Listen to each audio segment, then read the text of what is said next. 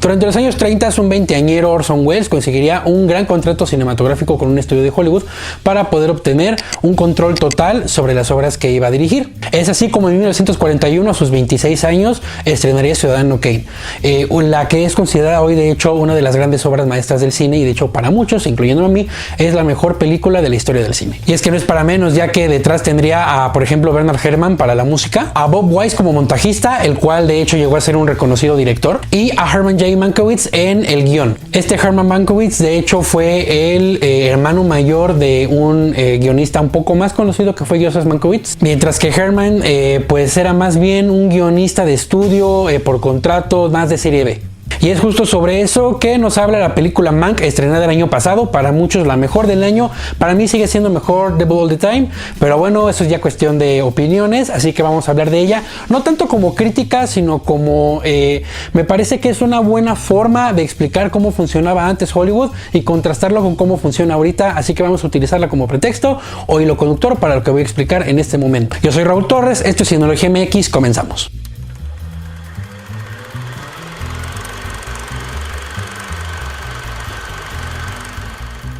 Antes de comenzar, te recuerdo que mis redes sociales están apareciendo en este momento en pantalla. Te dejo el link aquí abajo en la descripción. Ahora, películas que nos hablan del cine. Dentro del cine hay bastantes. Tenemos, por ejemplo, la muy reciente Érase una vez en Hollywood de Quentin Tarantino, la cual nos relata un poquito desde la perspectiva de los actores como era el Hollywood de los años 60. Tenemos Una carta de amor como La La Land, que es como desde la perspectiva de los aspirantes actores en Los Ángeles. En esta ocasión, David Fincher regresa al cine después de haberse clavado mucho en su serie Mindhunter, la cual ya nos dijo que no va a regresar, al menos no con él como creador, productor y director. Regresa aquí al cine con una gran película de la mano del enorme Gary Oldman, el cual por supuesto se lleva absolutamente la película, aunque el resto de los actores por supuesto no están nada mal. Ahora, esta es una película muy personal para David Fincher, ya que de hecho el guión es de su padre, y se nota que es muy personal, ya que trata los temas típicos en el cine de Fincher, que es cuando un hombre se ve consumido por su trabajo, y en esta ocasión lo que nos trata es cómo es que Mank construye de hecho el guión de Ciudadano Kane. Es por eso que hablaba de Ciudadano Kane y de Orson Welles en un principio, ya que esta película nos trata cómo construye él este guión a partir de un intento de recuperación de su alcoholismo, y cómo esto lo lleva a una disputa por quién se lleva el crédito de guionista de la película de Ciudadano Kane. Ahora, en el reparto también están Lily Collins, Amanda Seyfried y Tom Burke como Orson Welles. Ahora, la película va como en el presente sería como se está construyendo, cómo se está escribiendo el guión de Ciudadano Kane, el cual por supuesto fue una película increíble. Fue la primera película en la que se veía, de hecho, por decir algo, una de las muchas innovaciones que tuvo, se veía techo y se veía el piso en las tomas, por ejemplo. También, por ejemplo, la narrativa brincada, que esto sí es completamente obra de Mank. A él se le ocurrió, al principio nadie lo entendía, pero él fue básicamente el primero que hizo esto en el cine, el ir de un punto a otro, y eso es lo que hace la película. Va en el presente mientras se va escribiendo el guión, y en el pasado cómo es que él se está relacionando con William Randolph Hearst, el cual era el magnate de la mass media, de los medios masivos de comunicación de aquella época. Es cómo se relaciona con él, cómo comienza a comprenderlo, cómo comienza a entenderlo, y cómo, debido a que se da cuenta de cómo funciona la relación entre estos magnates de poder, los dueños de los estudios, la mass media, cómo controlan la opinión de la gente rumbo a las decisiones políticas del país, que decide hacer el guión de Ciudadano Kane atacando directamente justamente a la figura de Hearst. Esto se ve dentro de la película, por ejemplo, cuando se ve la candidatura de Upton Sinclair, que fue un escritor de corte muy socialista, el cual se postuló por el Partido Demócrata a la gobernatura de California. A pesar de que Hearst era pues muy apegado al Partido Demócrata, pues como era un candidato muy socialista, decide encaminar todos sus esfuerzos de la mass media junto con los estudios de Hollywood para encaminar la opinión de la gente y el voto para que ganara el republicano.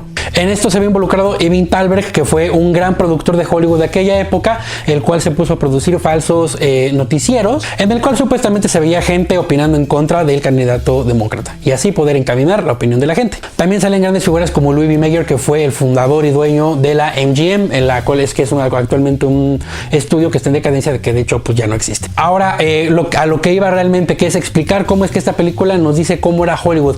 Aquí no nos podemos dar cuenta de cómo era Hollywood en aquella época, que más que un arte, más que ver el cine como arte o como algo de autores, por decirlo de alguna forma, era una fábrica. De hecho, los guiones de aquella época, y se ve muy bien en la película, eran con muchos guionistas, muchos escritores construyendo el guión, haciéndolo, y de repente ese guión se lo daban al estudio. El estudio era dueño de todo, del guión, de la película, de todo, y contrataban a un director y se le daban al director y el director se encargaba de filmar todo. Básicamente eran los productores y el estudio que se encargaba y se apoderaba de todo y era el dueño de todo. Y a final de cuentas todo lo hacían construyendo, construían a las estrellas, construían a los actores. Esto se ve un poquito reflejado, aunque de manera muy somera y muy romántica, en la serie Hollywood, de la cual ya tenemos un video, se los dejo aquí arribita en las tarjetitas. Así que podríamos denominarla como la época del Hollywood fábrica, la fábrica de películas, no tanto productoras, no tanto actores, no tanto directores, son más bien, pues sí, fábricas en las que se hacen en masa películas. Y esto llega al grado de que muchos guionistas pues simplemente trabajaban para los estudios, o trabajaban por un director, o trabajaban para un productor, y ellos firmaban un contrato en el que estaban dispuestos a que se les pagara mucho dinero a cambio de no firmar la película, es decir, que no estuvieran acreditados como guionistas. Y esto es justamente lo que nos lleva al conflicto principal ya casi al final de la película de Mank, ya que Mank firma un contrato con Orson Welles en el que él renuncia a ser acreditado como guionista, que va a acreditar simplemente a Orson Welles, y entonces hay un punto en el que Mank se da cuenta de que esta es su obra maestra, de que nunca va a ser algo como eso, y decide pedirle a Orson Welles que también lo acredite como guionista. Esto no deja nada bien a Orson Welles, no le cae nada bien, y pues aquí comienza el conflicto entre ellos, y el único Oscar que se lleva Ciudadano Kane, que fue a guión, tuvieron que compartirlo Orson Welles y Mank, y al final de cuentas Orson Welles siempre peleó con Mank el hecho de que quisiera llevarse el título cuando había firmado un contrato, y Mank se lleva pues al final de cuentas también parte del título, y también siempre atacó a Orson Welles por decir que era un embustero, porque al final de cuentas, a pesar de los contratos y lo que sea, pues él fue quien escribió el guión del Ciudadano Kane, no Orson Welles. Es así que pues la figura de Orson Welles no queda tan bien parada en esto. La figura del hermano menor de Mank tampoco queda bien parada, parece que lo vendió, que lo abandonó a su suerte, a pesar de que de hecho fue Mank quien lo encaminó y lo impulsó hacia una carrera llena de éxitos. Ahora, era así como funcionaba el Hollywood de aquella época. Después vendría toda una generación de nuevos directores, los primeros directores que estudiaron cine. Antes no se estudiaba cine, después se empezó a implementar la carrera de cine en algunas universidades, y surgieron directores durante los años 70 como Martin Scorsese, Steven Spielberg, Francis Ford Coppola, y comenzaron a hacer películas durante los años 70 mucho más realistas, mucho más deprimentes, y eso se conoció como el nuevo Hollywood, pero ya haremos un video sobre eso. Actualmente Alejandro Calvo diría que estamos en la época más de los productores autores. El nuevo Hollywood de los años 70 fue más la era de los directores autores, ahora es como de los productores autores. Son más los productores los que se encargan de crear y checar que todo esté bien hecho, y esto lo podemos ver por ejemplo en el caso del MCU, Kevin Feige por ejemplo, o por ejemplo justamente el propio David Fincher, que se encarga más de producir la serie, ese tipo de cosas. Spielberg ahorita ya es más productor que director. Realmente actualmente así es como funciona Hollywood, pero es interesante ver cómo funcionaba antes. En fin, eso es todo por el video de hoy. Espero que te haya gustado, que haya sido un poco ilustrativo de cómo funcionaba antes Hollywood. Voy a explicarlo un poco más a detalle en otros videos, y voy a ir progresando en la historia de Hollywood, cómo funcionaba antes y cómo funcionaba ahora. Espero que te guste. Ya sabes que tu opinión y tu comentario es siempre bienvenido aquí abajo. También gracias por dejar tu like y compartir este video por todo el mundo. Gracias por suscribirte en el botón que está apareciendo en este momento en pantalla, y por activar la campanita para más contenido como este. Subo video todos los lunes y jueves. Por acá te dejo el video recomendado. Yo soy Raúl Torres, esto es Cineología MX. Hasta pronto.